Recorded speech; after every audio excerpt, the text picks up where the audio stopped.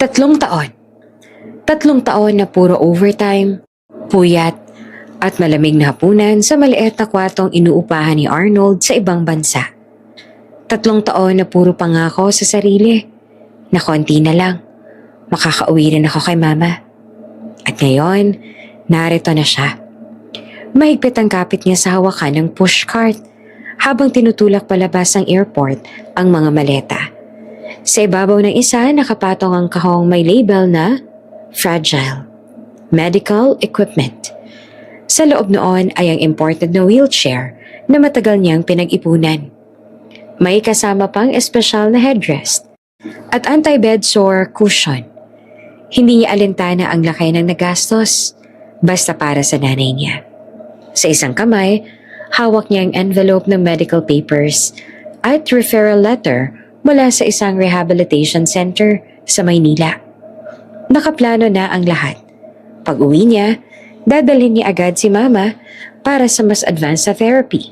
Kung kakayanin, balang araw, isasama pa niya ito abroad. Habang naglalakad siya palabas ng arrival area, may nadaanan siyang matandang babae na nakaupo sa wheelchair. Tinutulak ng anak na halos kaedad niya lang. Mahina ang katawan ng matanda. Nakalaylay ang isang kamay, pero maaliwalas ang mukha. May munting ngiti habang may kinakausap ang anak. Napahinto si Arnold. Parang may pumipisil sa dibdib niya. Napapikit siya sandali at biglang uminit ang mga mata niya. Ganito na rin kaya si mama ngayon? Bulong niya sa sarili. Pero at least, gumagaling na siya. Sa mga huling video call nila, lagi siyang sinasabihan ng asawa niya na may improvement na raw ang nanay niya. Nakaupo na, mas alert na, at mas tumatagal na ng gising. May therapist pa raw na regular na pumupunta sa bahay. At dahil doon, lalo siyang nagsumikap. Lahat ng alok na overtime tinanggap niya. Lahat ng pagod, tiniis. Kahit may mga gabing nakatulog siya sa break room, nakasandal sa locker. Okay lang, basta may paggamot si mama. Lumabas siya ng airport na may ngiti at luha sa parehong mukha. Sa wakas, ma, mahina niyang sabi habang sumasakay sa taxi. Makakasama na kita.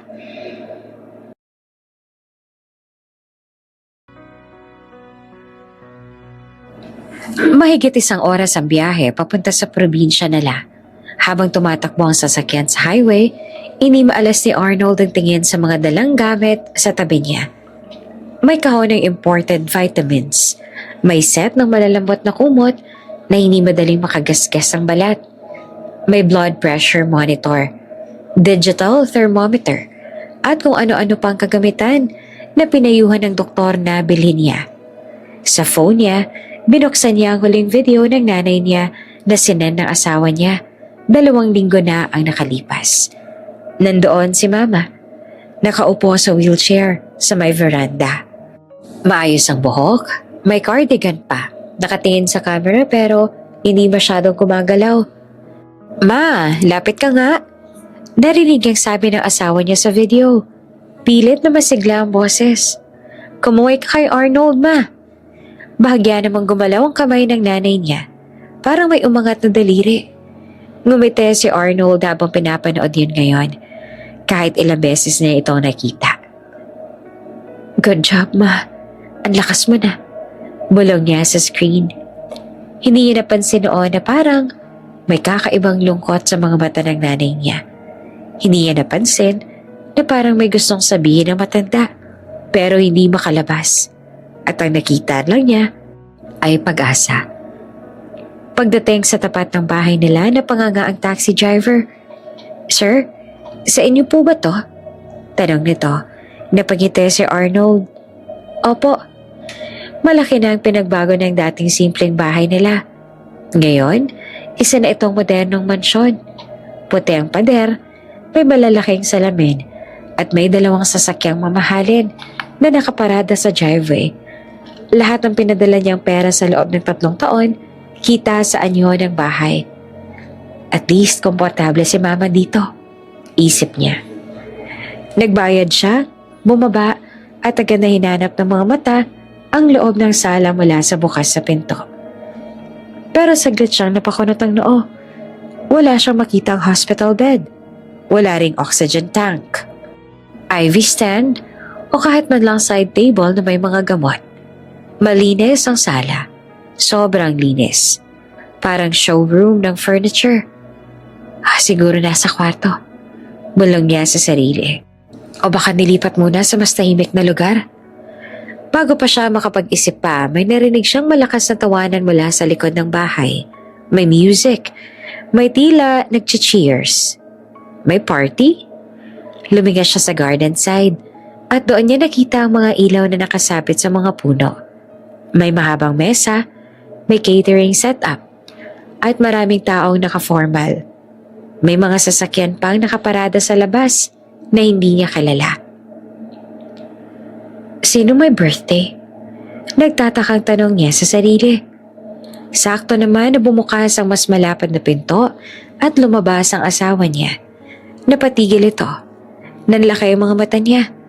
Parang may nakitang multo. Arnold? Halos mapasigaw ito. Ngumiti naman si Arnold ang malapat. Bitbit pa rin ang envelope at may pawis sa noo mula sa biyahe. Surprise! Hindi agad nakalapit ang asawa niya. Ilang segundo ito nakatayo lamang. Parang nag-iisip kung panaginip pa ang nakikita. Bakit hindi ka nagpasabi? Sabi nito at pilit bumabawi ng ngiti habang mabilis na lumalapit at niyayakap siya. Ramdaman naman ni Arnold ang paninigas ng katawan nito. Gusto ko sanang sorpresa. Masayang sagot niya. Excited na ako makita si Mama. Nasaan siya? Saglit na natigilan ang asawa niya. Isang saglit lang. Pero sapat yon para may kumalabit na kakaiba sa loob ng dibdib ni Arnold. Nandyan lang, sagot nito. Mabilis ang boses. Nagpapahinga. Napagod kasi kanina sa therapy. Talaga? Mas lumiwanag naman ang mukha ni Arnold. Buti naman. Sabi mo nga malaki na improvement niya. Oo. Sagot ng asawa. Pilit na tumatawa. Pero teka, may bisita tayo sa likod. Birthday ni Mama. Birthday? Ulat ni Arnold. Oo, simple celebration lang. Dagdag nito. Sabay hawak sa braso niya na parang gustong ilihis siya papunta sa garden. Pero hindi gumalaw si Arnold. Pwede ko bang masilip muna si Mama? Tanong niya. Inosente, na puno ng pananabik. Kahit saglit lang, miss na miss ko na siya. Nanlalamig ang kamay na nakahawak sa braso niya. At sa unang pagkakataon, simula na makauwi siya, may munting takot na sumilip sa mga mata ng asawa niya. Amoy antiseptic, amoy gamot, amoy takot. Iyon ang unang sumalubong kay Arnold nang pumasok siya sa kwarto ng ospital kung saan naka-admit ang nanay niya. 3 taon na ang nakakaraan. Tahimik ang paligid, pero hindi katahimikan na payapa. Yung tipong bawat tunog ng makina, bawat hakbang ng nurse sa hallway, parang may kasamang kaba. Nakahiga ang nanay niya sa kama. Payat na payat. Kalahati ng mukha ay tila bagsak. May tubo sa ilong. May dextrose na nakakabit sa braso. Ang dating masiglang babae, palaging maingay sa kusina. Ngayon, hindi malang makaupo ng mag-isa. Ma, mahina niyang tawag habang papalapit. Dahan-dahan niyang hinawakan ng kamay nito, mainit pa, buhay na buhay pa, pero mahina. Napansin niya nanginginig ang mga daliri ng nanay niya. Parang pilit siyang hinahawakan pabalik. Ang mga mata nito namumula sa kakaiyak. Pero na makita siya, may liwanag na sumilip doon. Biglang may kumatok. Pumasok ang doktor, nakasalamin at may hawak na chart. Mr. Arnold? Tanong nito. Opo, Doc. Sagot niya agad at tumayo mula sa gilid ng kama. Lumapit ang doktor at tumingin muna sa nanay niya bago humarap sa kanya.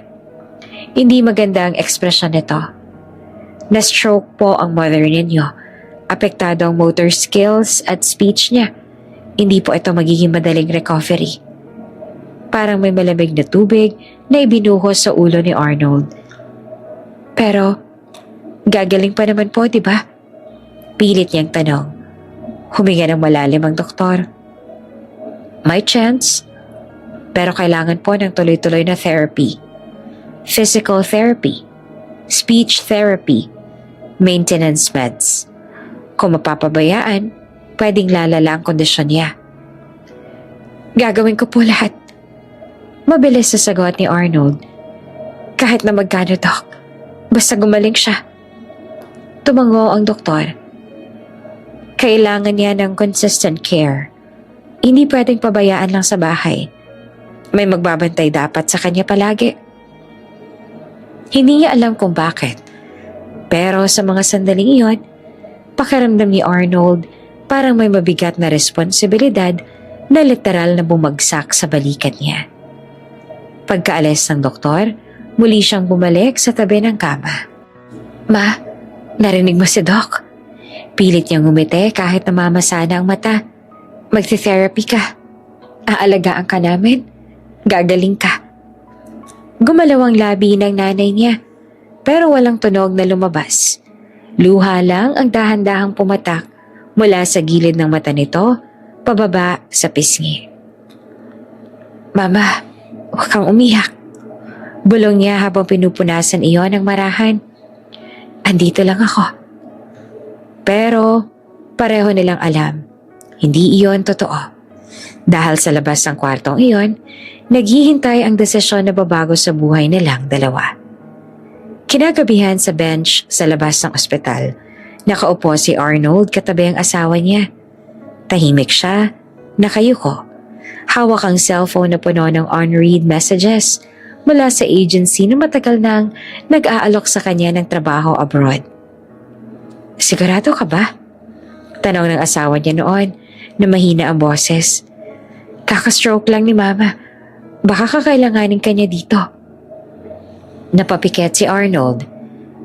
Mas kailangan niya ng panggamot. Alam niyang kahit anong kayod niya sa maliit niyang trabaho sa bayan, hindi sasapat para sa therapy, gamot, check-up, at caregiver. Isang linggo pa lang sa ospital, halos maubos na ang ipon niya. Tatanggapin ko na yung offer. Sabi niya na halos pabulong. Mas malaking sahod. Makakapagpapadala ako buwan-buwan.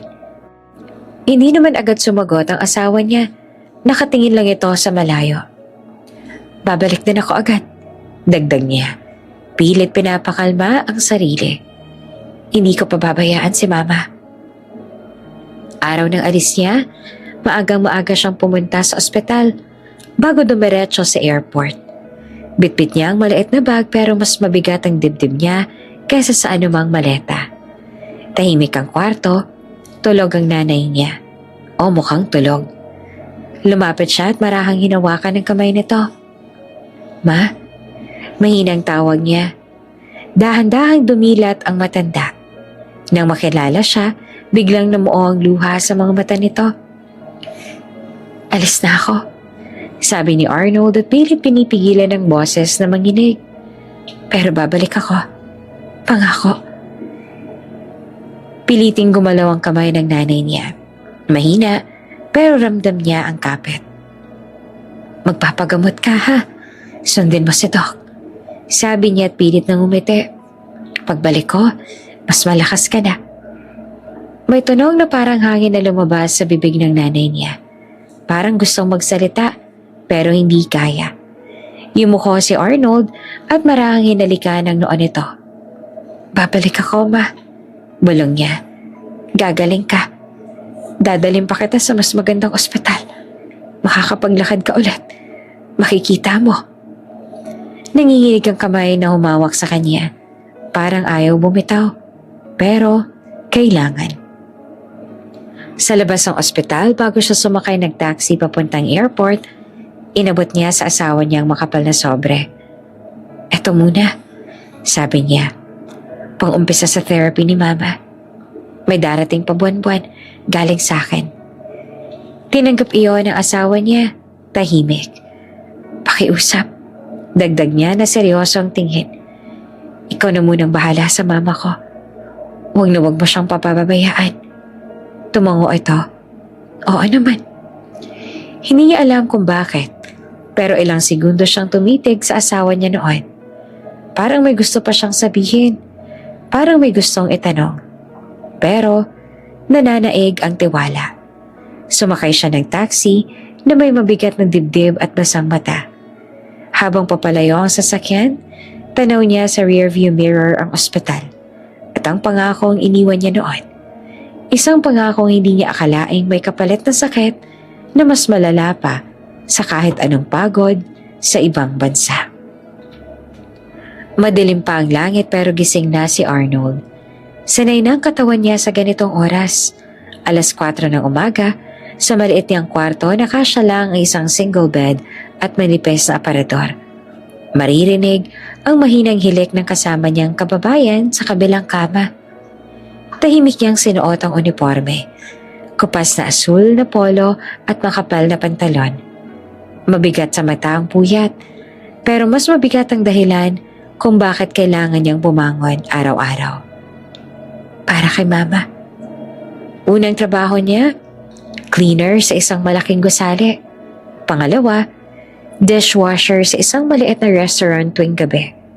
Minsan, umaabot siya ng 16 na oras na halos walang pahinga. Habang naglilinis siya ng sahig sa lobby ng building, naisip niya ang dating buhay niya sa probinsya. Mas simple, mas mabagal ang takbo ng araw. Pero hindi sapat ang kita para sa mga gamot, therapy at check-up ng nanay niya. Dito sa ibang bansa, pagod ang katawan niya, pero may pag-asa. Tuwing break time, umuupo siya sa likod ng storage room at tinitingnan ng phone niya. Doon ay nakasave ang mga litrato ng nanay niya na sinesend ng asawa niya.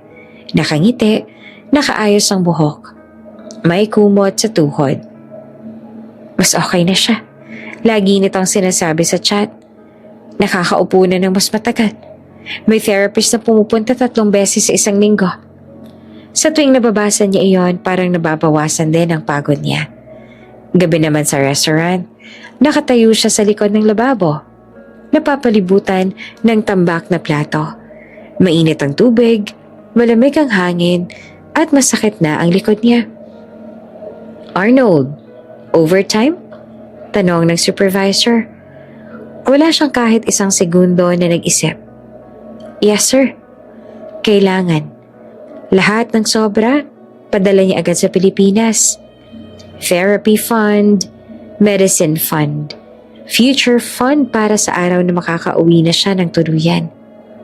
Habang naguhugas siya ng plato, nakangiti pa siya minsan mag-isa. Ini-imagine niya ang araw na susunduin niya ang nanay niya sa bahay.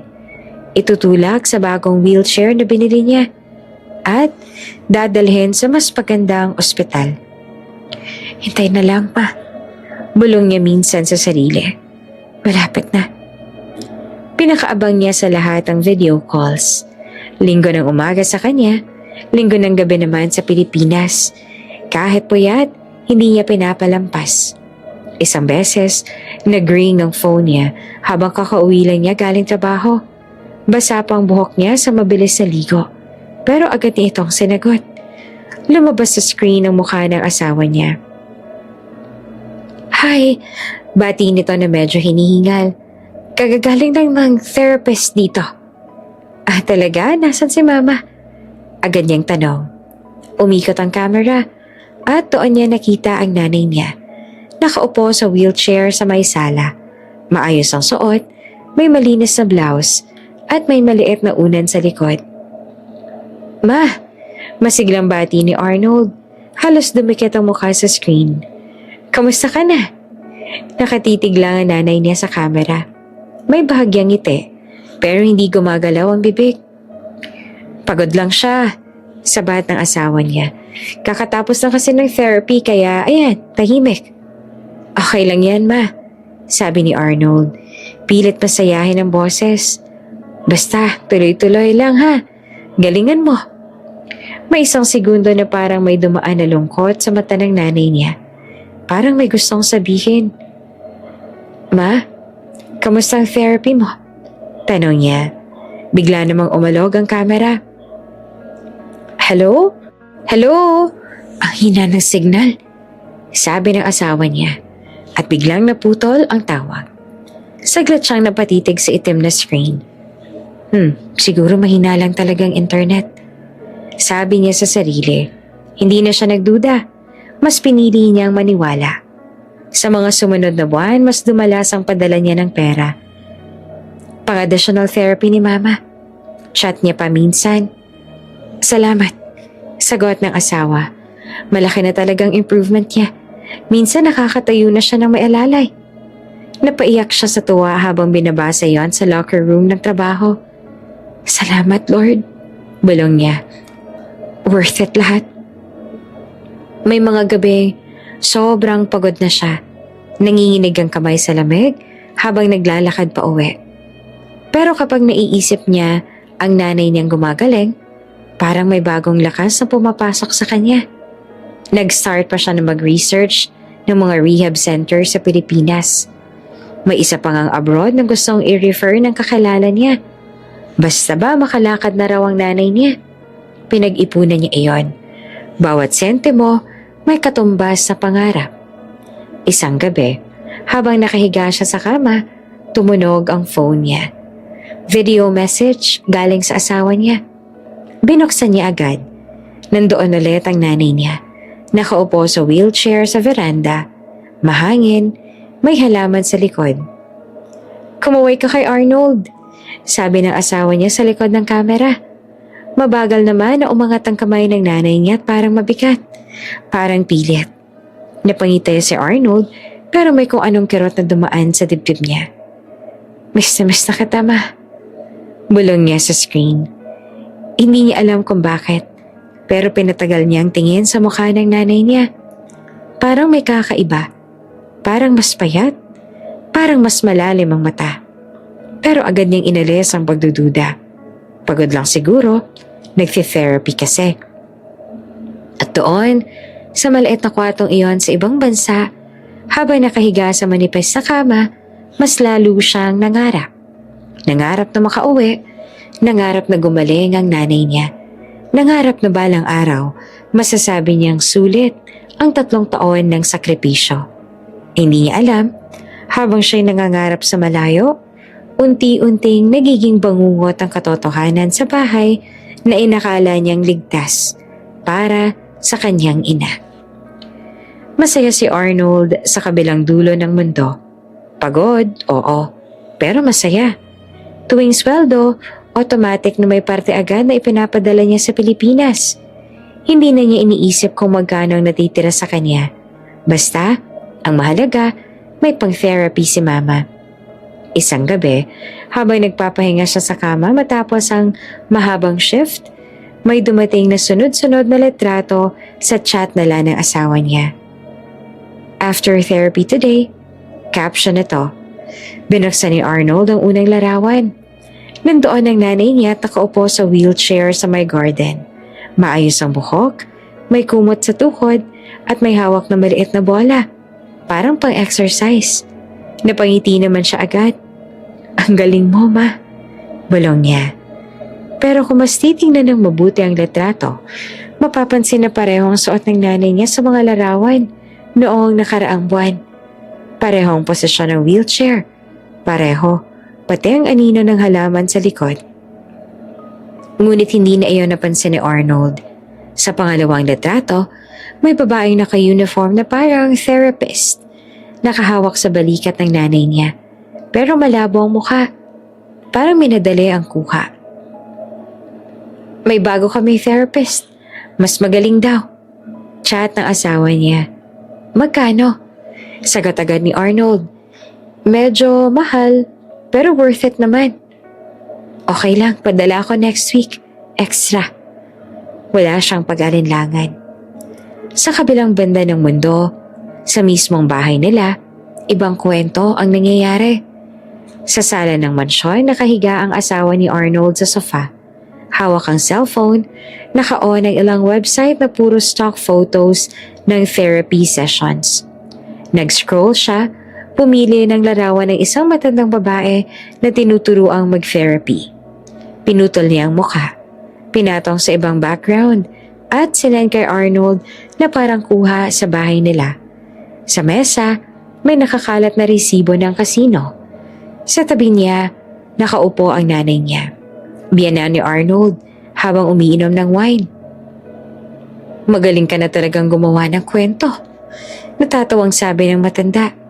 Ang dali naman niyang paniwalain. Eh di mabuti, sagot ng asawa ni Arnold habang nagtatype. Padala lang siya ng padala. Pareho silang tumawa. Isang linggo, video call ulit. Ma, pakita mo nga si Mama. Excited na sabi ni Arnold. Lumabas naman sa screen ang nanay niya. Nakaupo ulit sa wheelchair. Maayos ang damit, may konting pulbos pa ang mukha. Pero hindi niya nakikita pagkatapos ng call, agad tatanggalin ang maayos sa damit at ibabalik ang matanda sa madilim na likod ng bahay.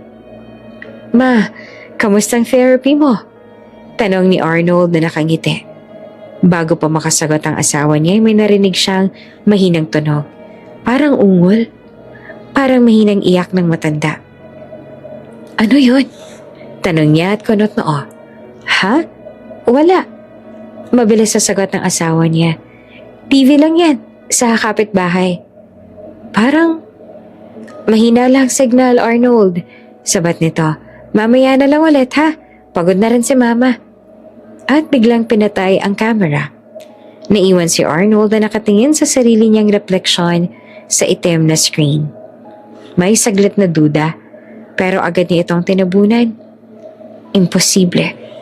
Nakikita ko naman sa pictures na maayos siya.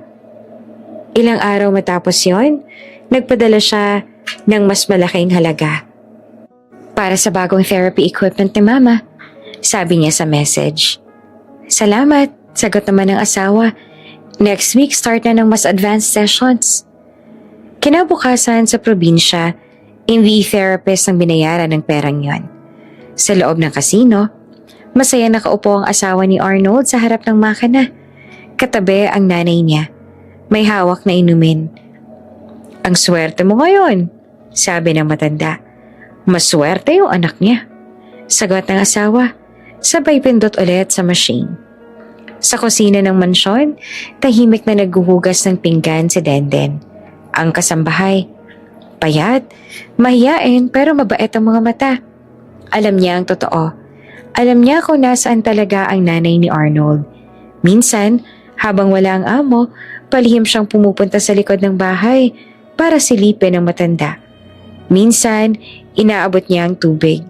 Minsan, pinupunasan ng noo. Isang gabi, habang hawak niya ang lumang cellphone niya, naglakas loob siyang mag-type. Sir, iyan lang. Hindi niya alam kung paanong sisimulan. Hindi niya alam kung paanong sasabihin ang lahat. Pero bago pa niya maipadala ang susunod na salita, may aninong tumapat sa likod niya. Ano yan?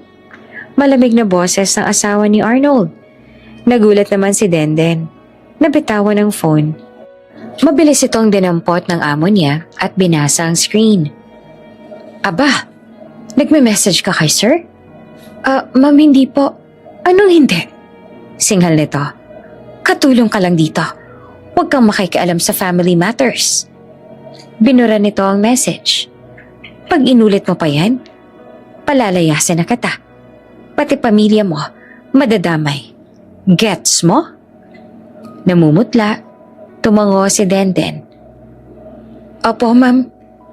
Binalik sa kanya ang phone. Pero mula noon, tuwing makikita niya ang kubo sa likod ng bahay, mas lalo siyang kinukurot ng konsensya. At habang si Arnold ay patuloy na nangangarap sa malayo, umaasang gumagaling ang nanay niya. Unti-unting nabubuo ang kasinungalingang balang araw ay sasabog sa harap niya. Sa likod ng ingranding mansyon na may malalaking ilaw at makintab na sahig, may daanang hindi dinadaanan ng bisita. Isang makitid na pathway na puro damo at putik. patungo sa lumang kubo na matagal nang dapat ay giniba. Tabingi ang bubong, may butas ang yero at may pinto na halos hindi na maisara. Doon nakatira ang nanay ni Arnold. Nakahiga siya sa manipis na banig na halos hindi na maipagkaiba sa lupa sa nipis. Ang dating maayos at masinop na babae, ngayon ay nakapikit lang. Hirap huminga at sobrang payat. Ang damit niya ay gusot, may mantsa. Ilang araw niyang hindi napapalitan.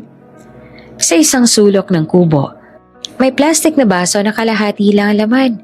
Malayo sa kanya, hindi niya abot. Dahan-dahan niyang sinubukang igalaw ang katawan niya. Nanginginig ang kamay niya habang pilit siyang gumagapang papunta sa tubig. Mahinang ungol ang lumabas sa bibig niya. Konti pa, konti na lang. Pero nang subukan niyang itulak ang katawan niya gamit ang natitirang lakas, biglang nanghina ang braso niya. Bumagsak siya pabalik sa banig. Napapikit siya sa sakit. Walang nakarinig. Sa kabilang bahagi ng bakuran, may nagpe-play na music mula sa speaker. May tawanan. May nag-iihaw ng karne. Dito, amoy lupa. Amoy kahalumigmigan at amoy ihi. Dahil wala siyang lakas tumayo, doon na rin siya umihi at dumudumi sa banig. Unti-unti, kumalat ang baho sa loob ng kubo. May mga langaw na lumilipad-lipad, dumadapo sa balat niya. Minsan, sinusubukan niyang takpan ng sarili gamit ang manipis na kumot na matagal nang hindi nalalabhan. Pero madalas, wala na siyang lakas. Ang sikat ng araw ay pumapasok sa butas ng yero sa umaga. Sa gabi naman, malamig ang hangin na pumapasok sa mga siwang ng dingding. Isang hapon, biglang kumalimlim ang langit. Maya-maya ay bumuhos ang ulan. Patak, patak, patak. May tumutulong tubig mula sa bubong ng kubo. Diretso sa loob. Unti-unting nabasa ang lupa sa ilalim ng banig. Umakyat ang lamig sa likod ng matanda. Tinamaan siya ng patak ng ulan sa paa. Hindi siya makagalaw para umiwas. Napapikit siya. Nanginginig sa lamig. Mahinang tunog ang lumabas sa labi niya. Hindi buo ang salita, hindi malinaw, pero sa isip niya ay pangalan ng anak niya iyon. Sa paa niya may sugat na matagal nang hindi nalilinis. Dahil lagi siyang nakahiga, nagkaroon ng pressure sore sa sakong. Ngayon, namamaga na iyon. May mga langgam na gumagapang doon. Ramdam niyang maliit na kagat, pero wala siyang lakas itaboy. Paminsan-minsan napapangiwi siya sa sakit. Minsan, umiiyak siya nang walang tunog. Luha lang tumutulo sa gilid ng mata niya. Dumadaan sa sentido, pababa sa maruming banig. Sa labas ng kubo may dumaan na pusa. Sumilip sandali sa loob, tapos umalis din. Walang tao, walang nagbabantay, walang nag-aalaga. Kinagabihan may ilaw na sumilip mula sa mansyon. Maliwanag ang garden. May nagiinuman, may nagkakwentuhan. Dito sa kubo ay madilim. Isang maliit na bumbilya lang ang nakasabit. Pero madalas hindi pa iyon sinisindihan. Nakapikit ang nanay ni Arnold pero hindi siya tulog. Gising ang sakit. Gising ang gutom. Mula umaga, wala siyang natanggap na pagkain. Kahapon, may kanin na malamig at konting ulam na halos hindi niya nalunok. Ngunit ngayon ay wala na. Sinubukan niyang sumigaw, pero hangin lang ang lumabas sa bibig niya. Sa dingding ng kubo may nakapaskil na lumang kalendaryo. Doon ay may nakaipit na maliit na litrato, lumang picture ni Arnold, noong paalis siya ng bansa. Nakangiti, may backpack, puno ng pag-asa ang mukha. Tuwing nakikita iyon ng matanda, kahit malabo ng paningin niya, pinipilit niyang ituon ang tingin doon. Doon siya kumakapit. Sa alaala ng anak niyang nangako na babalik. Hindi niya alam kung anong araw na. Hindi niya alam kung gaano nakatagal. Ang alam lang niya, may hinihintay siya. At sa bawat patak ng ulan, sa bubong, Sa bawat kagat ng langgam, sa sugat niya, sa bawat gabi nang mag-isa siya sa dilim. Mas lalong kumakapit ang puso niya sa iisang pag-asa na darating si Arnold kahit hindi niya masabi ng malinaw, kahit hindi niya maigalaw ang katawan niya. Buhay pa ang pag-asa ng isang ina na balang araw, bubuksan ang pinto ng kubo na iyon at makikita niya ang anak niyang matagal niya nang hinihintay. Maliwanag ang garden ng mansyon. May nakasabit na fairy lights sa mga puno. May mahabang mesa na puno ng pagkain at may speaker na nagpapatugtog ng masayang kanta. Nakasuot ng mamahaling damit ang asawa ni Arnold. Nakaayos ang buhok, may hawak na wine glass. Katabi niya ang nanay niya, ang biyana na Arnold na nakaupo sa silya habang nakikipagkwentuhan sa mga bisita. Ang laki na talaga ng pinagbago ng bahay ninyo, sabi ng isang kaibigan. Lahat ng yan dahil kay Arnold. Sagot ng asawa niya na may halong yabang. Sipag sa abroad eh. Tamang-tama. Dagdag ng matanda niyang ina. Dapat lang, responsibilidad niya yan. Sabay silang tumawa. Sa likod ng tawanan na tugtugan, may isa pang tunog na halos hindi marinig. Isang mahinang ubo mula sa direksyon ng likod ng bahay. Saglit na napalingon ang asawa ni Arnold pero agad din niyang binaliwala ito. Pabayaan mo na. Bulong ng nanay niya. Masisira lang ang party mo. Sa loob ng mansyon, sa kusina, tahimik na nag-aayos si Dende ng mga plato. Naririnig din niya ang mahinang ubo mula sa kubo. Sanay na ang tenga niya doon. Pero bawat tunog, parang may kumakalmot sa konsensya niya. Kumuha siya ng isang lumang kumot mula sa storage. Manipis, pero mas maayos kesa wala. Papunta na sana siya sa likod nang biglang may humarang sa kanya. Saan ka pupunta? Tanong ng biyanan ni Arnold. Malamig ang boses. Ma'am, dadalan ko lang po ng kumot si... Hindi niya na natapos ang sasabihin. Anong kumot-kumot? Singhal ng matanda. Sinabi na namin, huwag mong pakialaman yan. Nilalamig na po kasi siya. Hayaan mo na yung nanay ni Arnold. Putol nito na walang emosyon. Mamamatay din naman yan. Parang may kumurot sa dibdib ni Denden. Pero ma'am, lumapit ang asawa ni Arnold. Nakakunot ang noo. Hindi ka ba marunong sumunod? Katulong ka lang dito. Inagaw nito ang kumot sa kamay niya. Kapag masyado ka nakialam, ikaw ang lalabas dito. Gets? Namumutla at tumango si Denden. Opo, ma'am. Bumalik ka sa kusina. Utos ng asawa. Habang naglalakad siya pabalik, narinig niyang tinapon lang sa upuan ng kumot. Hindi mo lang dinala sa kubo. Sa garden, tuloy ang kasiyahan. May nagbukas ng alak, may nag-cheers, may nag-picture-picture sa ilalim ng ilaw. Smile! Sigaw ng isa. Sa litrato kita ang magarang setup, ang mamahaling damit, ang masasayang mukha. Hindi kita ang kubo sa likod. Hindi kita ang matandang nakahiga sa banig. Habang tumatagal ang gabi, lalong lumalakas ang tawanan. Next month, mag-travel tayo, sabi ng asawa ni Arnold sa nanay niya. May promo papuntang Singapore. Game, sagot ng matanda. Sabihin mo lang kay Arnold para sa stress ko sa pag-aalaga sa nanay niya. Pareho silang natawa. Akala niya talaga inaalagaan natin. Dagdag pa ng asawa, umiinom. Buti na lang hindi siya biglang umuwi. Kung umuwi man, tanong ng kaibigan. Madaling sagot ng biyanan. Di sabihin na nasa ospital. Dali-daling gumawa ng dahilan. Sa likod ng bahay, sa madilim na kubo, umubo ulit ang nanay ni Arnold. Mas mahina na, mas pagod na. Walang nakarinig, o mas tama, walang gustong makarinig. Ang ilaw mula sa garden, umaabot lang hanggang kalahati ng bakuran. Lampas doon, puro anino na. At sa aninong yon, naroon ang matandang unti-unting pinababayaan. Bandang hating gabi, nagsimula nang umalis ang mga bisita. Medyo lasing na ang asawa ni Arnold. Tawang-tawa pa habang naglalakad papasok ng bahay. Ang saya ng party, sabi niya. Deserve mo yan, sagot naman ang nanay niya. Habang dumadaan sila sa gilid ng bahay, may narinig silang mahinang kaluskos mula sa likod. Saglit silang tumigil. Pusa lang yan, sabi ng matanda.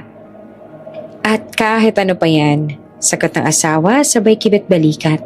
Bahala na. At pumasok sila sa loob at isinara ang pinto at iniwan ang dilim sa labas. Sa kusina, tahimik na umiiyak si Denden habang naguhugas ng huling plato.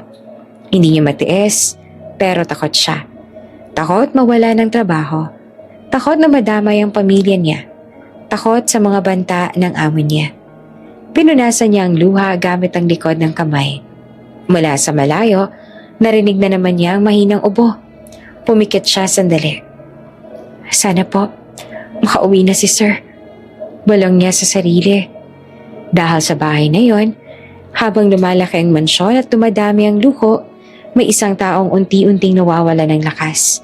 Habang ang mga dapat nag-aalaga sa kanya, mas pinipiling magsaya kesa magmalasakit. Maagang nagising si Denden araw-araw. Bago pa magising ang amo niya, tapos na siyang magwalis ng sala, maghugas ng pinagkainan, at magpakulo ng tubig sa kusina. Tahimik siyang kumilos, sanay na hindi napapansin. Pero may isa siyang routine na hindi alam ng mga tao sa loob ng mansyon. Sa tuwing sigurado siyang wala ang asawa ni Arnold at ang nanay nito, madalas nasa labas, namimili o nasa kasino, dahan-dahan siyang dumadaan sa likod ng bahay. Bitbit niya palagi ang maliit na timba ng tubig, basahan, at kung minsan, tinapay na binalot sa papel. Sa likod ng mga damo at sirang paso, naroon ang kubo. Bawat takbang niya papalapit, mas bumibigat ang dibdib niya. Nanay, mahina niyang tawag habang binubuksan ang pinto. Nasa banig pa rin ang matanda. Nakatagilid, nakapikit. Nanay, ako po ito si Denden. Dahan-dahang dumilat ang matanda. Mahina, pero may kaunting liwanag ang mata kapag nakikita siya. Pasensya na po, bulong ni Denden. Agad na lumuhod sa tabi nito. Late na naman ako. Nasa bahay pa kasi sila kanina. Maingat yung pinupunasan ng mukha ng matanda gamit ang basang bimpo. Tinatanggal lang na to yung pawis, alikabok, at kung minsan, luha. Tiis lang po ha, sabi niya habang inaayos ang damit nito. Babalik din po si Sir. Tiwala lang. Para namang naiintindihan ng matanda ang sinasabi niya. Minsan ay bahagyang gumagalaw ang mga daliri nito. Parang gustong humawak. Isang beses, habang pinapainom niya ito ng tubig gamit ang kutsara, napansin niyang parang may pilit ng ngiti sa labi ng matanda. Yan, ganyan nga po.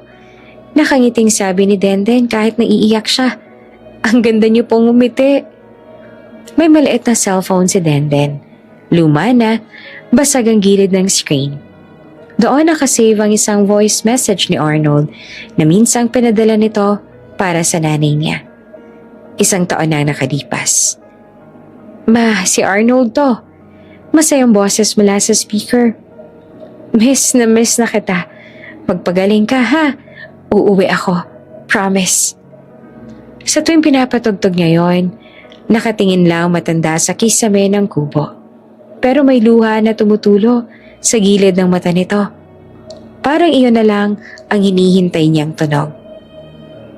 Yan po si Sir. Bulong ni Denden. Malakas pa po siya. Nagtatrabaho para sa inyo. Minsan, kinukwento pa niya mga gawa-gawang balita para lang may marinig ang matanda. Alam niyo po, sabi ni Sir sa last chat niya, ang dami na raw niyang ipon. Bibilhan daw niya kayo ng bagong wheelchair. Di niya alam kung naririnig ba talaga siya. Pero patuloy siya. Dahil kahit papaano, doon sa loob ng kubo, may konting buhay kapag may kausap ang matanda. Isang hapon, habang pinapalitan niya ang basang damit ng matanda, may narinig siyang boses mula sa malayo. Den! Nanlamig ang dugo niya. Boses iyon ng asawa na si Arnold. Mabilis niyang binaba ang damit at pinatay ang tunog ng cellphone. Napalingalinga siya. Naghahanap ng matataguan. Maliit lang ang kubo. Walang aparador. Walang kortina. Sa gilid ay may maliit na pagitan sa ilalim ng sahig. May espasyong sapat lang para sa manipis na katawan niya. Dahan-dahan siyang gumapang pababa at pumasok doon. Basa ang lupa, mabaho, pero hindi siya umimik. Ilang segundo pa ay bumukas ang pinto ng kubo. Ano tong amoy na to? Iritadong boses ng asawa ni Arnold. May tunog ng yabag. May pag-ubo ng matanda. Buhay ka pa pala. Malamig nito ang sabi. Ang tigas mo naman. Hindi gumalaw si Denden sa ilalim. Nanginginig ang tuhod niya. Pinipigilan ang paghinga. Dapat tapos ka na eh. Dagdag pa ng babae. Bago lumabas at isinara ang pinto. Tahimik ulit. Ilang minuto pa bago naglakas loob si Denden na gumapang palabas. Puno ng putik ang damit niya, pero agad siyang lumapit sa matanda. Okay lang po, bulong niya, kahit siya mismo ay nanginginig. Andito pa po ako. Simula noon, mas naging maingat siya. Mas mabilis kumilos. Mas tahimik, mas takot. Pero hindi siya tumigil. Tuwing may pagkakataon, bumabalik siya sa kubo. Nagdadala ng tubig. Nagpapalit ng basahan. Kinakausap ang matanda na parang sariling lola niya. At sa bawat pagpunta niya roon, mas lalo niyang nararamdaman. Hindi niya kayang pabayaan ang nanay ni Arnold. Kahit bawal. Kahit delikado. Kahit isang katulong lang siya sa malaking bahay na yon. Siya lang ang tanging nagpapaalala sa matanda na may mundo pa sa labas ng kubo at may anak na minsang nangakong babalik. Tahimik ang gabi sa loob ng mansyon. Patay ng mga ilaw sa sala, nakapatay na rin ang music sa garden. Tulog na ang mga amo niya matapos ang mahabang araw ng gala at inom. Pero sa maliit na kwartong katabi ng kusina ay gising si Denden. Nakatitig siya sa lumang cellphone niya. Hawak iyon ng mahigpit. Ilang beses yan ang binuksan ang chatbox ni Arnold. Ilang beses na rin siyang nag-type. Sir. Tapos buburahin niya. Hindi niya alam kung paanong sisimulan. Hindi niya alam kung paanong sasabihin ang katotohanan na parang bangungot.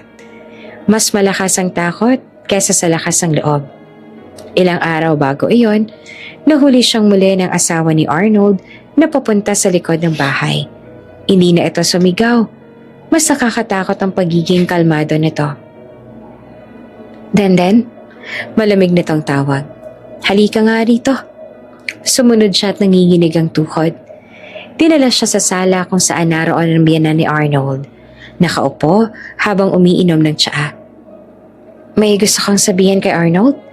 Tanong ng asawa at nakapamulsa. Wala po, ma'am. Sigurado ka? Sabi ng matanda na matalim ang tingin. Kasi may nabasa akong message dati. Sir lang naman ang laman. Napatungo si Denten. Hindi siya makapagsalita. Lumapit ang asawa ni Arnold at mahigpit na hinawakan ang braso niya. Makinig kang mabuti. Bulong nito na may halong galit. Alam mo diba na yung lupa na tinitirhan ng pamilya mo? Sa amin nakapangalan yon? Parang tinanggalan ng hangin ng dibdib ni Denden. Isang salita lang mula sa akin. Dagdag ng babae. Papaalisin ko kayo roon. Wala kayong matitirhan. Nanlabo ang paningin ni Denden. Ma'am, huwag po. Hindi pa yan. Sabat ng biyanan. Yung tatay mo, may lumang kaso, hindi ba? Yung away sa lupa noon? Opo, pero tapos na po yun. Madaling buhayin ang kaso. Malamig na sabi ng matanda. Isang tawag lang, pwede siyang madampot ng pulis. Napaluha si Denden. Wala pa akong sasabihin. Mabilis niyang sabi. Promise po. Dapat lang. Sagot ng asawa ni Arnold, sabay bitaw sa braso niya. Trabaho mo lang, ang alagaan ng bahay, at hindi ang makialam sa pamilya namin. Simula noon, mas lalong tumahimik si Denden. Pero hindi tumahimik ang konsensya niya. Tuwing gabi, naririnig niya sa isip ang mahinang ungol ng matanda sa kubo. Nakikita niya ang mga sugat nito, ang panginginig, ang lungkot sa mata. Pero tuwing maiisip niya ang tatay niyang may sakit, ang nanay niyang umaasa sa padala niya, ang mga kapatid niyang nag-aaral pa, natutuluyan siyang matakot. Isang gabi, hindi niya nakinaya. Tahimik ang bahay. Umuulan ng mahina. Ang mga amo niya, wala. Nasa out of town trip daw. Dahan-dahan siyang lumabas papunta sa likod. Bitbit ang maliit na flashlight, tubig at isang tinapay. Pagpasok niya sa kubo, mas malakas ang amoy kesa dati. Nanay, mahinang tawag niya. Nakahiga pa rin ang matanda. Mas payat, mas mahina. Nanginginig ang labi.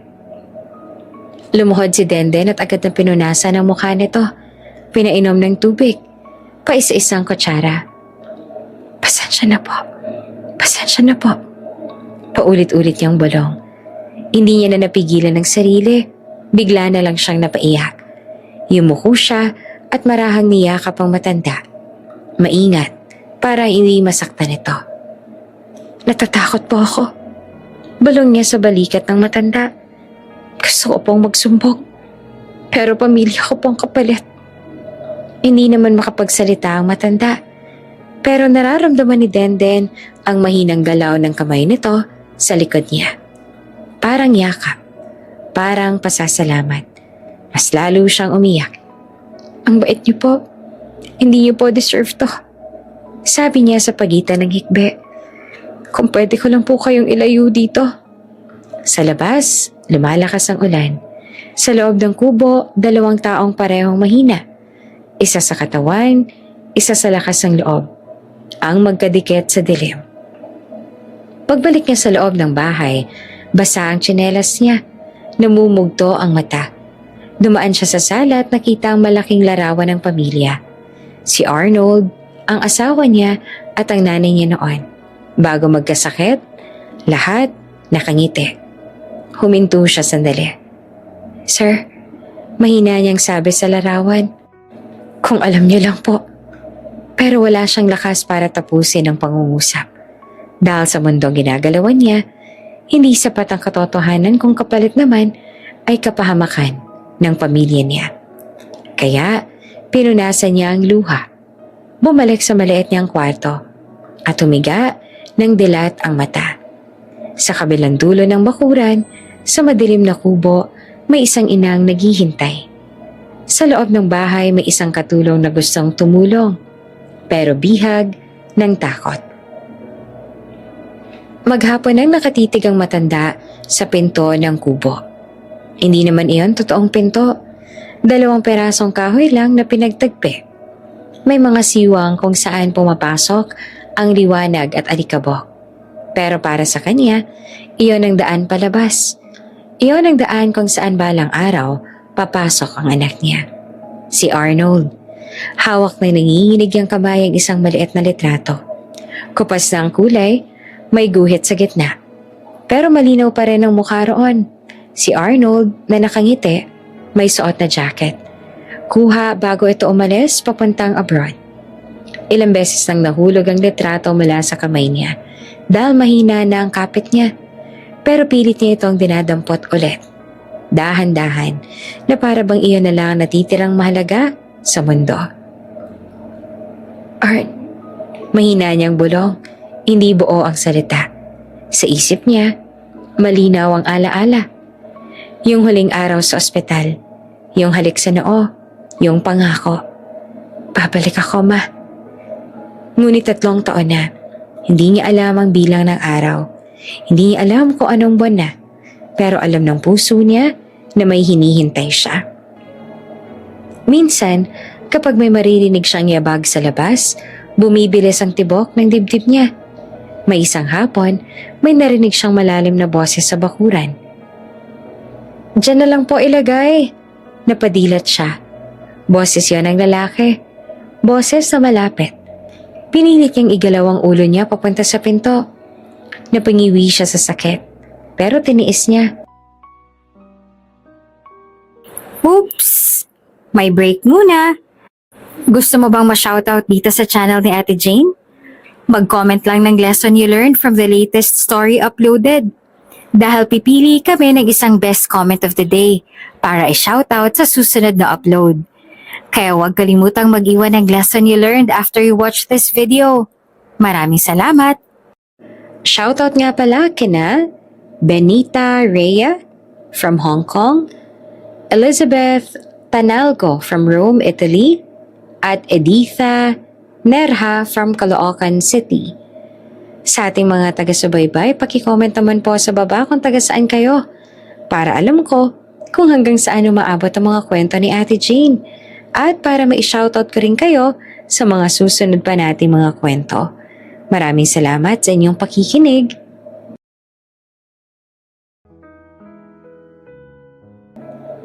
Arnold, mahina niyang sabit, halos hangin lang lumabas. Pinilit niyang iangat ang kamay niya.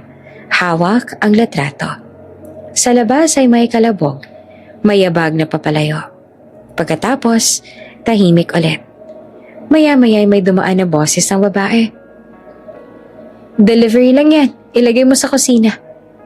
Parang may nabasag sa loob niya. Dahan-dahan bumagsak ang kamay niyang may hawak na litrato. Nahulog iyon sa dibdib niya. Hindi pala siya. Hindi pa. Mahina na ang katawan niya pero gising pa rin ang isip niya. Sa bawat umaga na pumapasok ang liwanag sa butas ng bubong, iniisip niya baka ngayon na ang araw. At sa bawat gabi na may maririnig siyang sasakyan sa labas, umaasa siya na baka iyon na. Minsan naririnig niya ang tawanan mula sa mansyon. Mga boses na masaya, mga yabag na mabilis. Pero walang yabag na papunta sa kubo. Kapag dumarating si Denden, iyon lang ang oras na may konting galaw sa paligid niya. Nanay, tubig po. Malambing na boses nito. Doon lang siya nakakadama ng kaunting ginhawa. Babalik din po si Sir. Lagi nitong sinasabi. Kahit hindi niya maintindihan lahat ng salita, ramdam niya ang mensahe. At kumapit siya roon. Isang gabi maliwanag ang buwan. May liwanag na pumapasok sa siwang ng dingding. Hindi siya makatulog. Masakit ang likod niya. Makati ang sugat sa paa niya. Tahimik ang paligid. Hanggang sa may narinig siyang tunog ng gate. Screech! May sasakyan. Napadilat siya. May bumabang pinto ng kotse. May yabag na papalapit. Mas mabigat, mas mabagal. Parang pamilyar. Ma, bulong niya na halos hindi marinig. Pinilit niyang gumalaw. Pinilit niyang iangat ang ulo. Sa bawat galaw, parang may kutsilyong tumutusok sa katawan niya. Pero hindi siya tumigil. Sa isip niya, siya na yon. May yabag na dumaan sa gilid ng bahay. Huminto sandali. Napahinto rin ang hininga niya. Tapos, may boses. Ma, bukas na natin ayusin yan. Antok na ako. Hindi iyon si Arnold. Boses iyon ang bayaw ng asawa niya. Unti-unting bumagsak ulit ang ulo niya sa banig. May luha na tumulo sa kilid ng mata niya. Tahimik, mabagal. Sa dibdib niya, nakadikit pa rin ang litrato. Doon siya kumakapit. Sa lumang larawan ng anak niyang masigla pa. Malakas at may pangakong babalik. Mahina na ang katawan niya. Madalas ay parang gusto na lang niyang sumuko. Minsan, naiisip niyang baka mas madali kung pumikit na lang siya at hindi na magising. Pero sa tuwing maiisip niya ang mukha ni Arnold, may maliit na apoy na muling sumisinde sa dibdib niya. Darating siya, kahit hindi niya alam kung kailan. Kahit bawat araw ay parang isang mahabang gabi ng paghihintay. Sa madilim na kubo sa likod ng malaking bahay, may isang inang hindi na makalakad. Halos hindi na makapagsalita, pero patuloy na lumalaban.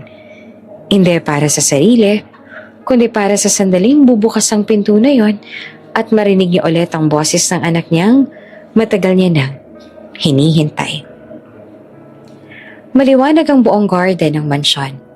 Parang may kasal sa dami ng ilaw at dekorasyon. May nakasabit na fairy light sa mga puno. May bilog na mesa na may puting tablecloth. At may catering staff na paikot-ikot. May dalang tray ng pagkain. Sa gitna ng garden, may malaking tarpaulin. Happy birthday, Mama Luz. Napahinto si Arnold sa may pintuan papunta sa likod ng bahay. Birthday? Bulong niya sa sarili.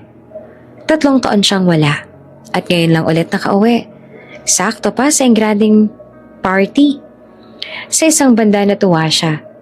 Buti naman at masaya sila. Sa kabilang banda, may kakaibang kurot sa dibdib niya na hindi niya maipaliwanag. Hawak pa rin niya ang envelope ng medical papers at ang susi ng imported na wheelchair na nasa sasakyan pa sa labas. Lumapit ang asawa niya. Pilit ang ngiti. Alika muna sa garden, sabi nito. Ipapakilala kita sa mga bisita. Sandali lang, sagot ni Arnold na nakatingin pa rin sa paligid. Nasaan si Mama? Saglit na nanahimik ang asawa niya. Siya, nagpapahinga. Mabilis itong sagot. Napagod kasi kanina. Gising pa ba siya? Gusto ko sana siyang makita kahit saglit lang. Later na lang, sabi ng asawa niya sabay hawak sa braso niya. Ang daming tao, baka maistorbo siya. Hindi pa rin gumagalaw si Arnold. Sa isip niya, ini-imagine niya ang nanay niya. Nakahiga sa maayos na kama. May aircon, may nurse o therapist na nag-aalaga. Gusto niya agad siyang makita. Gusto niyang sabihin, Ma, andito na ako. Pero hinila na siya ng asawa niya papunta sa garden. Arnold, ikaw pala yan. Bumungad ang biyanan niyang si Mama Luz. Nakagown pa at nakaayos ang buhok. May hawak na wine glass. Happy birthday po. Magalang na bati naman ni Arnold. Pilit na ngumiti. Salamat. Buti naman at umuwi ka. Ang dami mong na-miss. Napatingin si Arnold sa paligid. May live band pa sa gilid. May lechon sa mesa. May mga bisitang naka-formal. Ang laki ng gastos. Naisip niya. Grabe. Ang bongga ng party. Sabi niya at pilit na masaya. Deserve ko naman siguro.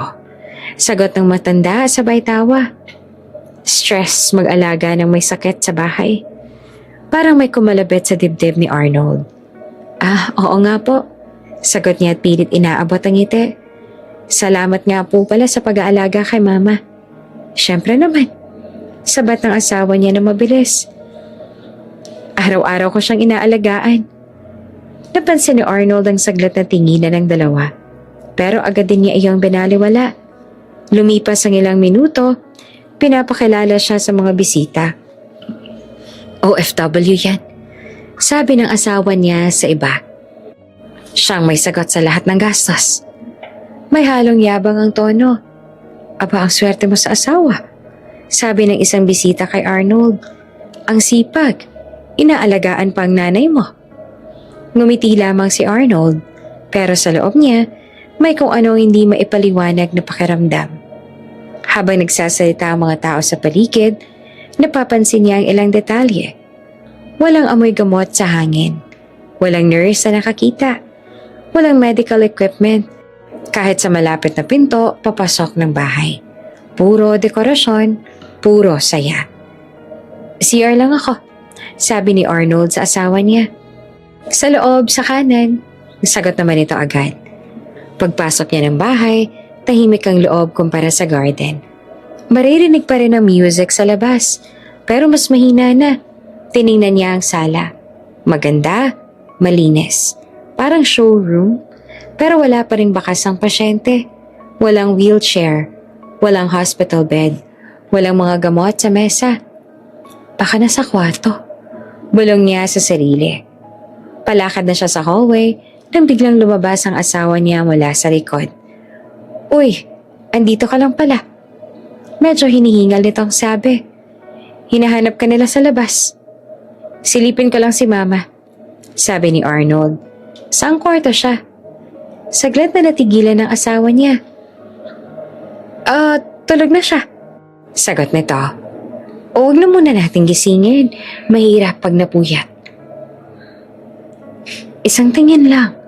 Pakiusap ni Arnold na mas mahina ang boses ngayon. 3 taon ka rin siyang hindi nakikita. Bukas na lang. Mariing sagot ng asawa niya at pilit na kangiti. Promise. Bukas pagkagising niya. Napatingin si Arnold sa mukha nito. Ngumiti pero hindi umabot sa mata. Mula sa labas, may malakas na tawanan. Arnold, picture! Sigaw ng isa sa mga bisita. Napalingon siya sa pinto. Saglit siyang nagdalawang isip. Pagod siya sa biyahe. Lutang pang isip niya sa saya ng pag-uwi. Baka nga tulog na si Mama.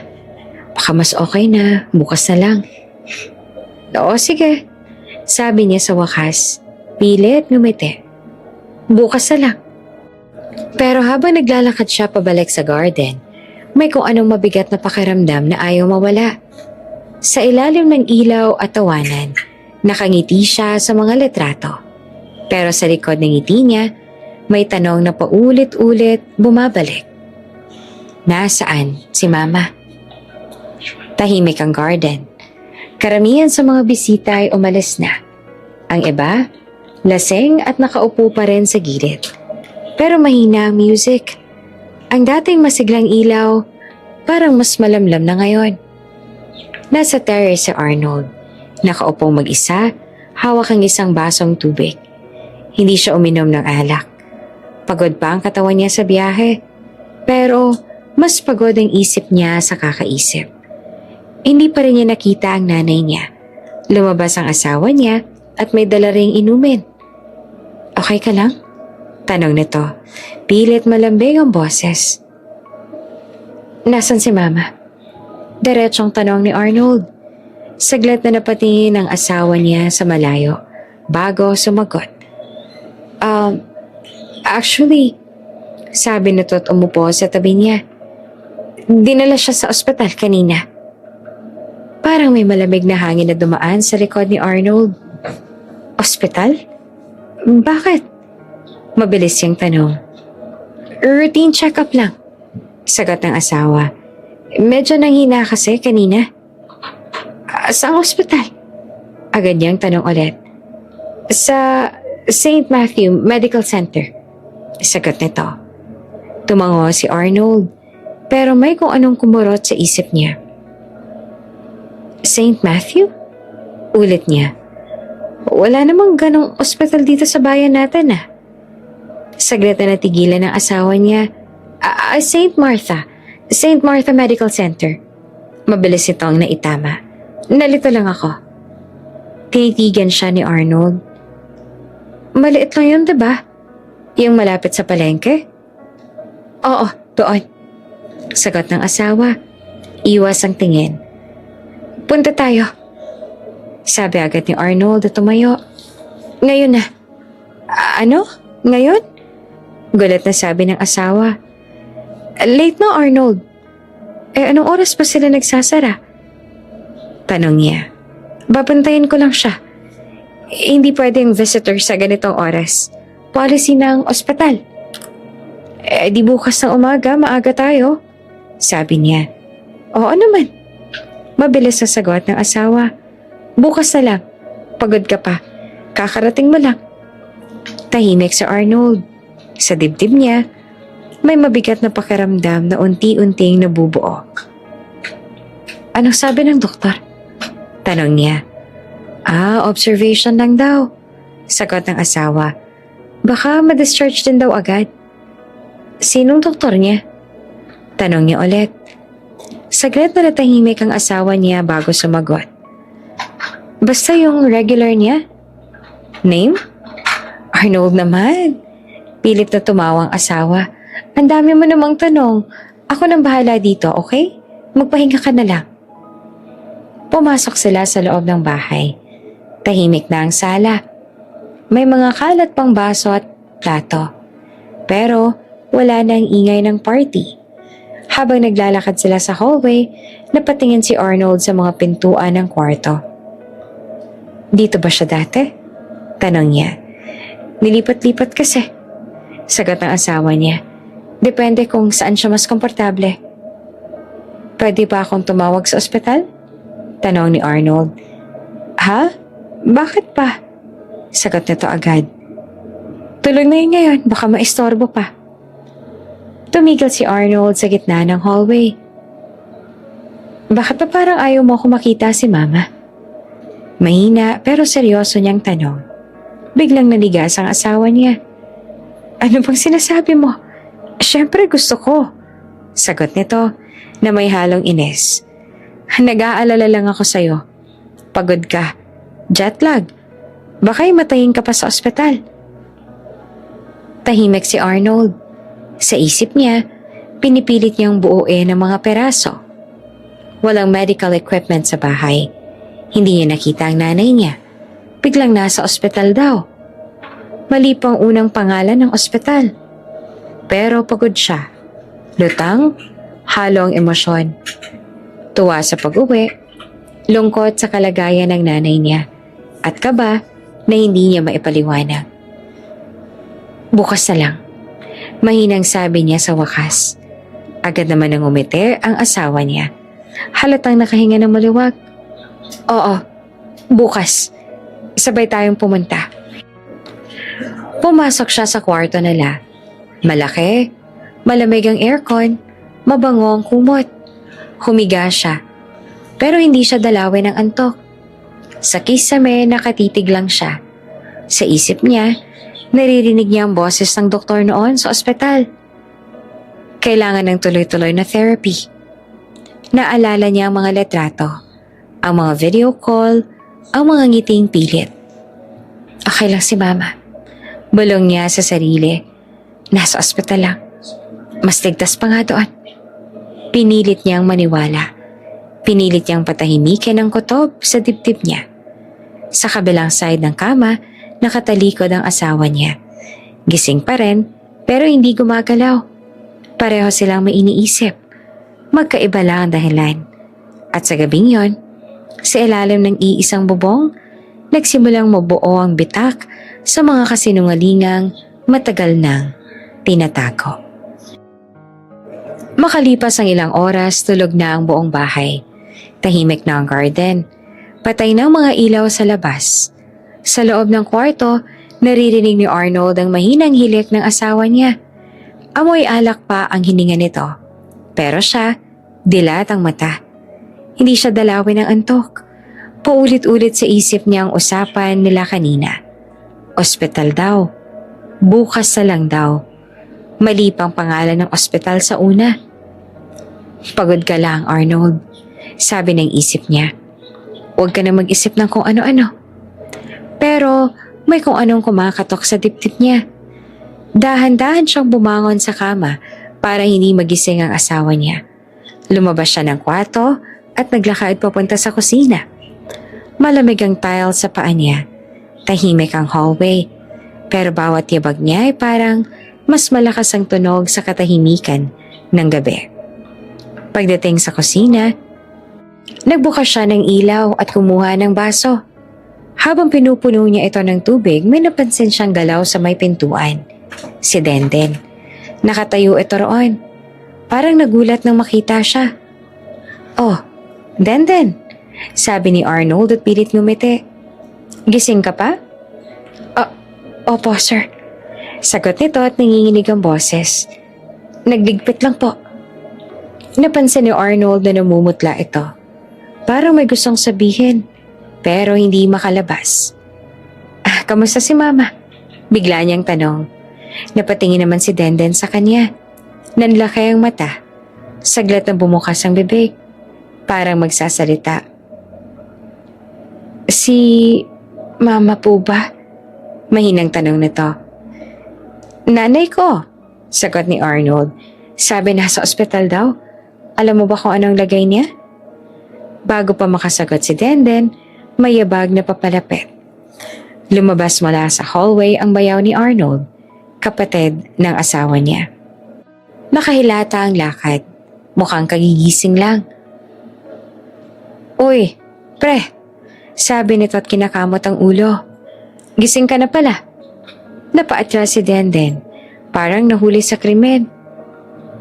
Maghuhugas lang po ako ng baso. Mabilis itong sabi sabay talikod. Sa pagmamadali, may nahulog mula sa kamay niya. Isang maliit na papel na nakatiklop. Hindi iyon napansin ni Arnold kaagad. Pero natapakan iyon ang bayaw niya habang papasok sa kusina. Ano to? Tanong nito, pero hindi na pinulot. Hinila lang ng paa papalapit sa ilalim ng mesa. Nakita ni Arnold na nanginginig ang kamay ni Denden habang kumukuha ng basahan. Okay ka lang? Tanong niya rito.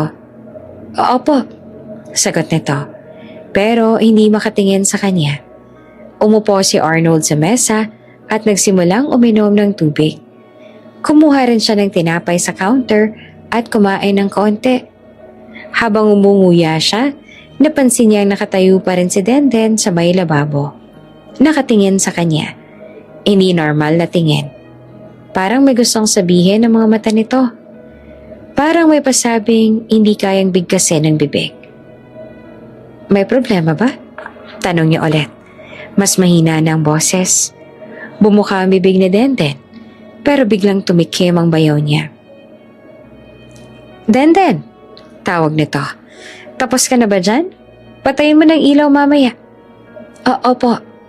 Sagot nito at agad na napayo ko. Bago ito tuluyang tumalikod, saglit silang nagkatitigan ni Arnold.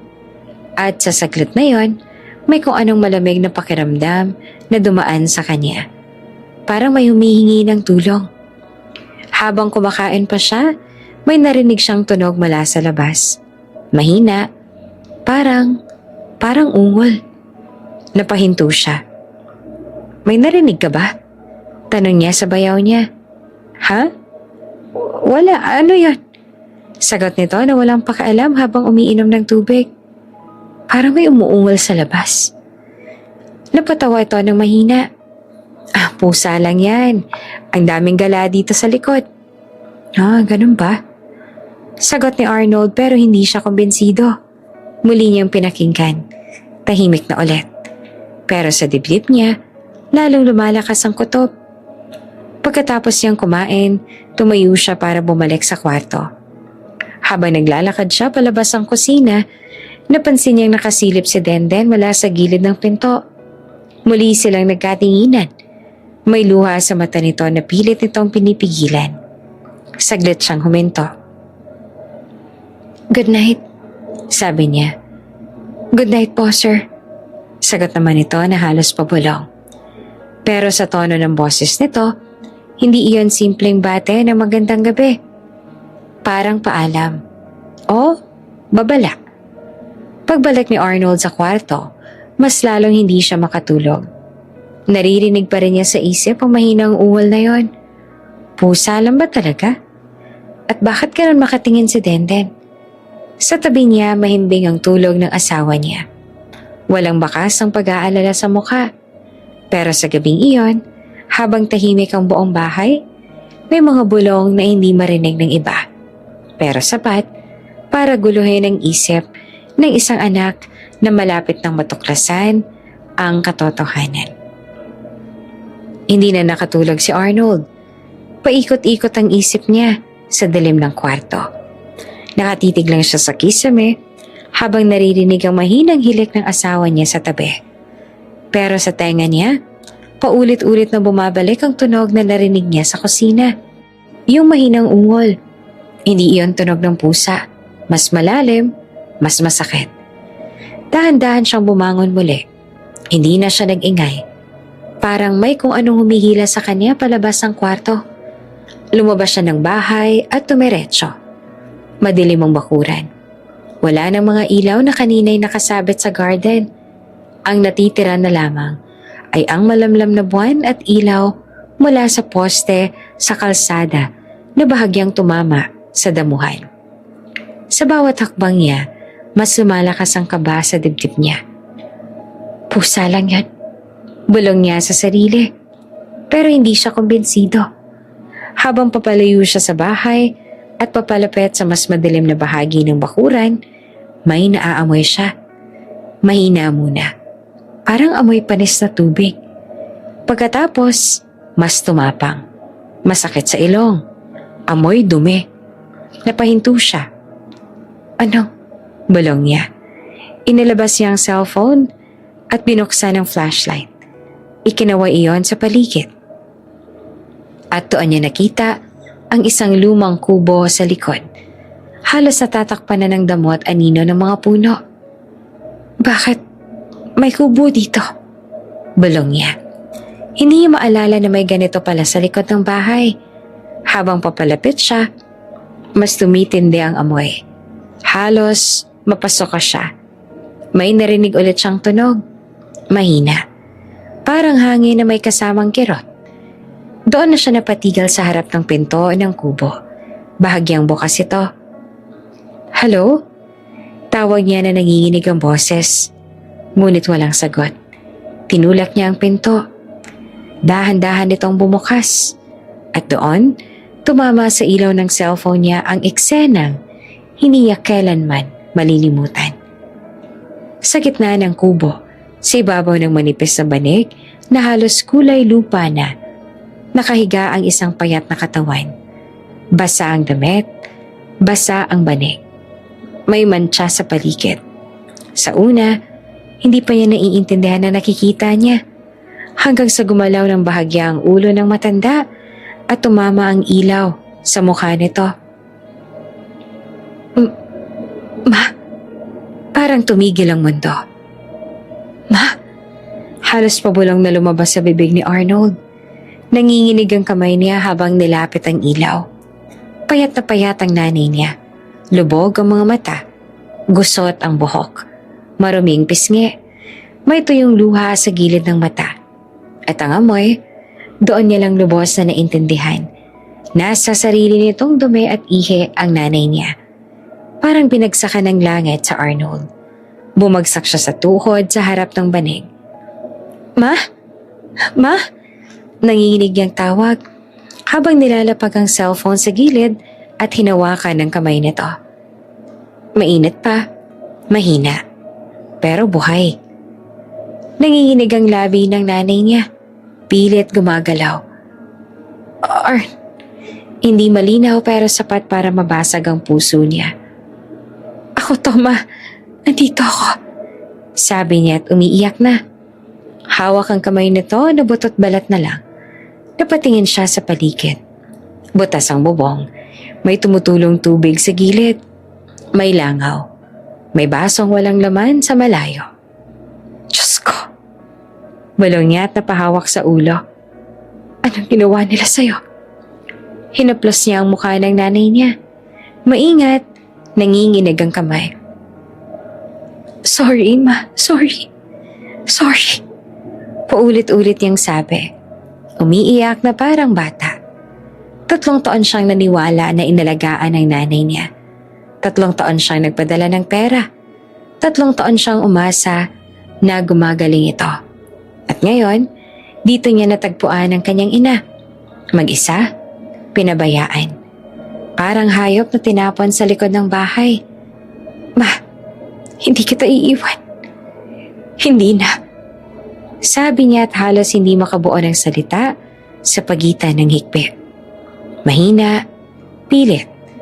Gumalaw ang kamay ng matanda at kumapit sa kanya. Sa unang pagkakataon, matapos ang napakatagal na panahon, naramdaman niya ulit ang yakap ng nanay niya. At sa gabing iyon, sa madilim at mabahong kubo, sa likod ng engrandeng mansyon, tuluyang gumuho ang mundo ni Arnold. Tao yan! Nanay ko yan! Yumanig ang buong bakuran sa sigaw ni Arnold. Buhat niya ang nanay niya mula sa kubo. Nanginginig ang katawan niya sa galit at sakit. Balot niya ito sa jacket niya. Kahit basa at marumi ang damit ng matanda. Lumabas siya sa likod ng bahay. Halos madapa sa pagmamadali. Nasaan kayo? Sigaw niya papasok ng bahay. Nagising ang buong mansyon. Bumukas ang ilaw sa sala. Lumabas ang asawa niya. Magulo ang buhok, takot ang mukha. Arnold? Ano yan? Sigaw nito na makita ang itsura ng matanda. Sa likod niya ay sumusunod ang biyenan niya. Nakasimangot pa. Anong nangyayari? Naputo ng salita nito nang makita ang katawan ng nanay ni Arnold. Anong ginawa niya sa kanya? Sigaw ni Arnold na nanginginig. Lumapit ang asawa niya. Teka, huwag mo akong lapitan. Sigaw niya at umatras ito sa takot. Dahan-dahan niyang ibinaba ang nanay niya sa sofa sa sala. Pero, maingat. Parang babasaging salamin ang hawak niya. Kinuha niya agad ang cellphone at tumawag. Ambulansya! Dito sa bahay namin, emergency. Matandang babae. Malnourished. Hindi na makagalaw. Bilisan ninyo. Umiyak siya habang nagsasalita. Hawak ang kamay ng nanay niya. Andito na ako, ma. Andito na. Paulit-ulit niyang bulong. Mahina ang paghinga ng matanda. Nanginginig ang labi. Lumapit ulit ang asawa niya. Umiiyak na rin. Arnold, hindi ko. Tinulak niya ito palayo. Huwag mo siyang hawakan. Anak, sabat ng biyenan niya. Pilit na kalmado. Hindi mo alam ang buong kwento. Anong kwento? Sigaw ni Arnold. 3 taon ako nagpapadala ng pera. Ganito palang ginawa ninyo? Tahimik ang sala. Naririnig lang ang mahinang paghinga ng matanda at ang hikbe ni Arnold. Ilang minuto pa, tumunog na sirena sa labas. Dumating ang ambulansya. Mabilis na pumasok ang mga paramedics. Na makita nilang kalagayan ng matanda, nagkatinginan sila. Severe neglect. Mahina ngunit malinaw na sabi ng isa. Parang sampal iyon sa mukha ng asawa at biyenan ni Arnold. Sir, kailangan natin siyang dalhin kaagad. Sabi ng paramedic. Oo, please. Sagot naman ni Arnold. Hawak pa rin ang kamay ng nanay niya habang nililipat ito sa stretcher. Sa gilid, nakatayo si Denden. Umiiyak. Sumama ka, sabi ni Arnold sa kanya. Ikaw lang nakikita akong may malasakit dito. Napatakip ng bibig ang asawa niya. Arnold, akong asawa mo. Hindi kita kilala ngayon. Malamig niyang sagot. Sa loob ng ambulansya, nakaupo si Arnold sa tabi ng stretcher. Hawak ang kamay ng nanay niya. Sa kabilang side si Denden. Umiiyak habang marahang hinihimas ang paa ng matanda. Salamat. Bulong ni Arnold sa kanya. Hindi naman agad sumagot si Denden. Nanginginig ang labi niya. Sir, sabi niya sa wakas. Matagal ko na pong gustong sabihin. Totoo ba lahat? Tanong ni Arnold, hindi tumitingin. Pero mabigat ang boses. Tumango si Denden. Tuluyang napaiyak. Sa kubo po siya pinatira. Hindi po siya dinadala sa therapy. Yung mga picture, luma po iyon o, gawa-gawa lang. Bawat salita ay parang kutsilyong tumutusok sa dibdib ni Arnold. Yung pera po na pinapadala ninyo, hindi naman lahat ng pupunta sa kanya. Pumikit si Arnold. Tumulo ang luha. Pinagbawalan po nila ako magsabi. Tinakot po nilang pamilya ko.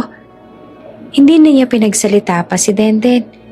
Inabot niya ang kamay nito at hinawakan ng mahigpit. Hindi mo kasalanan, sabi niya. Kinabukasan, nasa ospital ang nanay niya. Nakakabit sa dextrose at oxygen. Nakatayo si Arnold sa labas ng kwarto, kausap ang pulis. Gusto kong magsampa ng kaso. Diretso niyang sabi. Elder abuse. Neglect. Lahat ng pwede. Sigurado ka ba, sir? Tanong ng pulis. Sigurado. Sagot niya at matigas ang boses. Hindi sila pwedeng makalusot. Sa malayo, Nakita niya ang asawa niya at ang biyanan. Parehong namumutla. Kausap ang abogado sa phone. Wala nang yabang, wala nang ngiti. Bumagsak na ang mga maskara. At sa gitna ng lahat ng sakit at galit, may isang bagay na malinaw kay Arnold. Hindi na siya muling maniniwala sa salita lang dahil nakita niya na ang katotohanan. Gagawin niya ang lahat para siguraduhin mananagot ang mga taong sumira sa buhay ng kanyang ina. Amoy disinfectant, mahinang tunog ng mga makina at liwanag na pumapasok mula sa bintana ng ospital. Nakahiga ang nanay ni Arnold sa kama, pero iba ang itsura niya kumpara noong gabing natagpuan siya sa kubo. Malinis na ang buhok niya, maayos ang kumot, may nakakabit na dextrose. May nurse na nagbabantay. Payat pa rin siya, mahina pa rin. Pero buhay at may pag-asa. Sa tabi ng kama nakaupo si Arnold, hawak ang kamay niya. Ayos naman, mahina niyang sabi. Safe ka na. Sa kabilang gilid naroon naman si Denden. May hawak na maliit na bimpo. Siya ang nagbabantay kapag kailangan ni Arnold na lumabas para makipag-usap sa doktor o sa pulis. Ilang linggo pa ang lumipas, araw-araw na may therapist na pumupunta sa kwarto. Dahan-dahan, tinuturuan ng matanda na igalaw ulit ang mga kamay at paa. Masakit, nakakapagod. Pero tuwing nandyan si Arnold at si Denden, mas nagsusumikap ang matanda. Isang umaga, may inabot na papel at ballpen ng therapist. Subukan nating magsulat, sabi nito. Nanginginig ang kamay ng nanay ni Arnold habang hawak ang ballpen. Ilang beses itong bumagsak mula sa kamay niya. Okay lang po, sabi ni Denden na nakangiti. Dahan-dahan lang. Pinilit ng matanda. Isang letra, 2, 3. Mabagal, hindi pantay, nanginginig, pero malinaw. Then, napahinto si Arnold. Ma, pabulong niyang sabi. Tinuro ng nanay niya ang pangalan sa papel, tapos itinuro si Denden. Luha ang agad na pumatak sa mata ni Denden. Ako po ba? Nanginginig nitong tanong. Mahina namang tumango ang matanda. Doon na tuluyang napaiyak si Denden.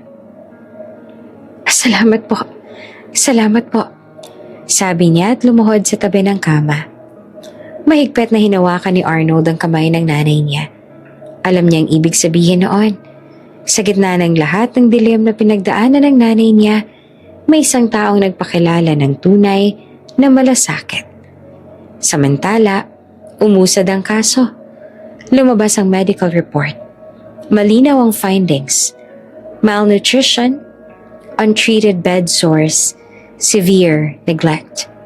May mga litrato, may testimonya, at may pahayag si Denden. Sa kote nanginginig siya habang nagsasalita, pero hindi siya umatras. Takot po ako noon, sabi niya. Pero mas natatakot po ako. Natuluyan na siyang mawala na walang nakakaalam ng totoo. Ilang buwan ang lumipas, isang araw, lumabas ang desisyon. Guilty. Nakulong ang asawa ni Arnold at ang biyenan niya. Hindi nagsaya si Arnold, pero nakahinga siya ng maluwag. Dahil alam niyang kahit papaano, nabigyan ng hustisya ang nangyari sa nanay niya. Lumipas pa ang panahon, unti-unting lumakas ang nanay niya. Hindi pa rin siya nakakalakad mag-isa, pero kaya niya nang umupo ng matagal sa wheelchair. Mas malinaw na rin ang tingin niya. Minsan, nakakabuo na siya ng maikling salita. Sa bahay na ngayon ay tahimik na, may isang taong palaging nasa tabi niya. Si Denden. Siya ang nagtulak ng wheelchair sa umaga para maarawan ng matanda sa garden. Siya ang naghahabot ng tubig, nag-aayos ng kumot, at nagkukwento ng kung ano-ano para lang mapangiti ito. Minsan, pinagmamasan sila ni Arnold mula sa bintana. Ang nanay niyang mahina, pero nakangiti. Ang katulong na dati tahimik lang, ngayon ay parang tunay na anak, ang pag-aalaga. Doon niya lang napagtanto. Hindi lahat ng pamilya ay kadugo. May mga taong pinipili kang mahalin kahit wala silang obligasyon. Isang taon matapos ang gabing yun sa kubo, may maliit na kasal sa isang simpleng simbahan sa probinsya. Walang ingrandeng dekorasyon, walang mamahaling catering, puro puno ng tunay na tao. Sa unahan, nakaupo ang nanay ni Arnold sa wheelchair. May maliit na bulaklak sa dibdib. May panyo sa kamay. Sa tabi niya, may nurse na nakaalalay. Habang naglalakad si Arnold papunta sa altar, may hawak siyang kamay. Kay Denden. Mahiyain pa rin ang ngiti nito, pero puno na ng liwanag ang mata. Sa harap ng pare, habang binibigkas ang pangako, tumingin si Arnold sa likod. Nakikita niya ang nanay niyang umiiyak sa saya. At sa sandaling yon, alam niya, sa kabila ng sakit ng pinagdaanan niya, may bago silang simula. Mas tahimik, mas simple, pero totoo. Habang naglalakad sila palabas ng simbahan bilang mag-asawa, sumikat ang araw sa kanilang harapan. At sa puso ni Arnold, malinaw ang isang katotohanan. Hindi dugo ang batayan ng pamilya, kundi puso.